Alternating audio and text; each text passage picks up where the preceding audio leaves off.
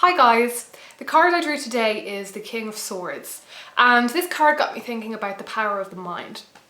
Now obviously the power of the mind can either be positive or negative, and we have huge power over ourselves and over other people, depending on how we choose to use our mind, what we choose to focus on, what patterns we get into, that we have control over, that we don't have control over, and things like that.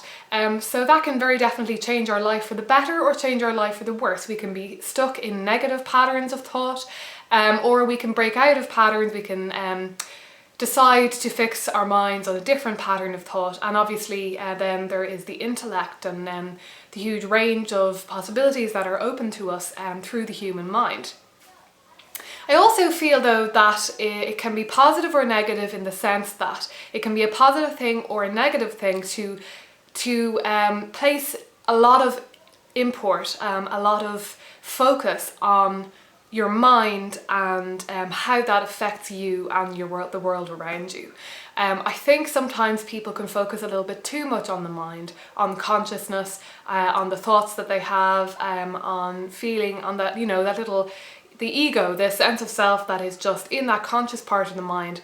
People can get too fixated on that. They can feel as though that is the be all and end all of everything, that they are just that little part of consciousness. And they can get too fixated on trying to control that, or trying to change the way they think, or this, that or the other. Whereas sometimes it's important to branch out a bit and to remember that we are not just the mind. We are also the body. We are also the unconscious mind. We are not just our conscious mind. That is just the tip of the iceberg, and that is the ego. Our conscious mind is what makes us feel disconnected from everything else. It makes us feel alone. It can make us feel isolated. Whereas if we embrace that, our conscious mind, that those thoughts that run through our heads that make us feel like me, and that is only a small part of who we are completely.